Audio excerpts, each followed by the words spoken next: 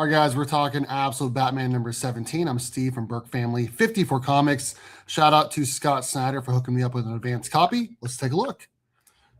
So this is the first appearance of Absolute Poison Ivy. I guess we got like a cameo in like the Arkham special. But it starts off here in page 1. She is going to Gotham City, the heart of the city, the middle, with her mom. She makes a wish. And then we see this kind of honestly feels like a scene out of The Last of Us, like a person going into this building and there's like plants everywhere and everyone starts looking like a zombie. And Bruce, he's there and he's just cutting up. He is just cutting up, trying to get to the top as he's talking to Alfred the whole time because we know they've been working together since issue number 1. These soldiers are no longer soldiers. They're basically zombies. And Alfred even tells him like there's no human signatures in there.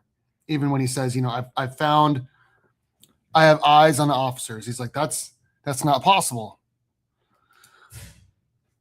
And we see him going back a week ago, checking on his friend Waylon. It looks like the thing he got from the Absolute Wonder Woman crossover is working. Again, this is issue 17 of Absolute Batman. This is a crossover, not a crossover, the first book in a 2-issue story arc for Absolute Poison Ivy.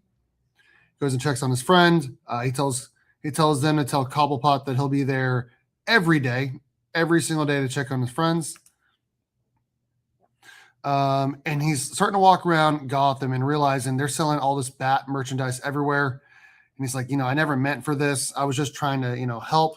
I didn't mean to become such a figure in Gotham, but sometimes you become more than you actually think you're going to be.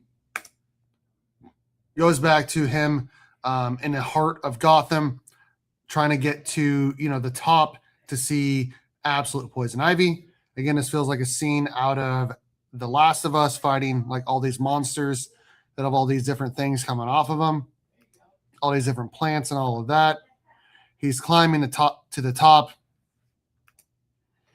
Then we get, a little background on Pamela Isley. She was a doctor. She had all this research she was doing to try to help her mom. Again, we get another flashback of Gotham. Bruce. This time he's visiting Joe Chill in the prison. And Joe Chill does no longer want to talk to him.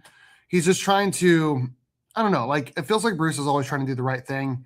And he's even trying to talk to the guy that killed his dad. And again, we go back to the present day. He is going up to the top, fighting all these different crazy animal monsters, insane stuff as he's using chainsaws to take him down. And then he sees the Commissioner Gordon, which is Jim Gordon's daughter, Barbara. And they're talking about everything, what they're going to do. And he just kicks her off or pushes her right off the top, which is a wild scene. Like I laughed when I read that. But she's caught, of course, by his cape as it keeps going to the top. This is an interesting scene. I believe this is Pamela Isley's mom. I believe that is her mom, though it does kind of feel like all of the plant animals are kind of like intermixed, like a hive mind. But seeing a face there, I believe, based off what I read, that is her mom. And again, we flashback to her when she was younger. This is an interesting flashback that we're going to come back to later in the book, with Jim and Martha talking. Of course, we kind of knew there was going to be a love triangle happening there. And we kind of see that his mom might be involved in something not great. And then we see Bruce here dealing with all these different emotions of all these different things happening all at the same time in Gotham. Of Jack Grimm, Harley and the Red Hood gang. You see Dick Grayson over there. That might be a foreshadowing for, issue 20, the cover for it. We'll see. And then he starts getting to the top and he thinks he's seeing Poison Ivy here. And she starts, going after him. Turns out there's like a bunch of different Poison Ivies and all these different, again, more monsters. He uses fire to fight back. And again, more and more and more poison ivy show up. He keeps fighting them all. And then the true form of absolute poison ivy is finally shown here on page 24. Pretty crazy looking stuff. I could see why, like, this was a true form. Like she obviously, using her research, has kind of done a lot of stuff on herself. And it did not turn out the best. It did not turn out the best. And she looks kind of crazy, not as cool looking as she does in the main canon DC universe. And again, it feels a lot like The Last of Us. I really want to ask Scott sometime if he would be interested in doing an interview, talking about, his inspirations for this issue, and, maybe even Eric Cannett, because I'm sure he's seen The Last of Us as well. Pretty cool, interesting stuff. Honestly, it kind of looks like Nice House on the Lake, the alien in that, and how like his body like kind of changes shapes and forms and all of that. Pretty crazy.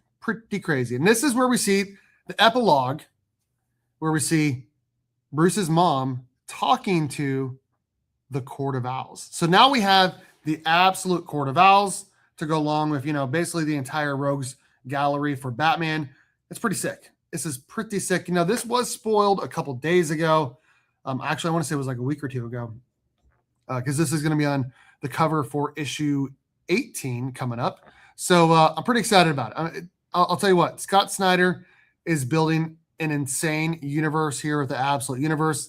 Every one of these books, I give it a 10 out of 10. I really actually like the art, maybe even a little bit more in this issue by Eric Cannett. I thought it was amazing. I feel like everyone's going to love this issue.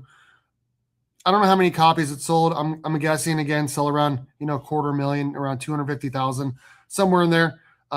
If you look at the top 10 sold comics for January, DC has 8 of them, including all of their Absolute titles. I want to say Absolute Martian Manhunter was 11, but still, they have 8 out of the 10 with Absolute Batman, regular Batman, DC KO, again, written by Scott Snyder as well, Absolute Superman, all the others as well. DC is killing it right now, guys. DC is killing it. I'm going to give this a 10 out of 10.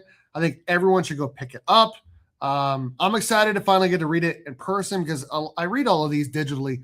Shout out to Scott Snyder, but to get to read them in person is going to be amazing. So I'm excited to do that. That's a 10 out of 10. I'm Steve from Burke Family 54 Comics. Let me know in the comment section what you guys think about today's video. What do you guys think about Absolute Batman? What do you guys think about issue 17? All that and more. All right, guys. Thanks for watching. And as always, go Cats, Cowabunga, and it's morphin' time.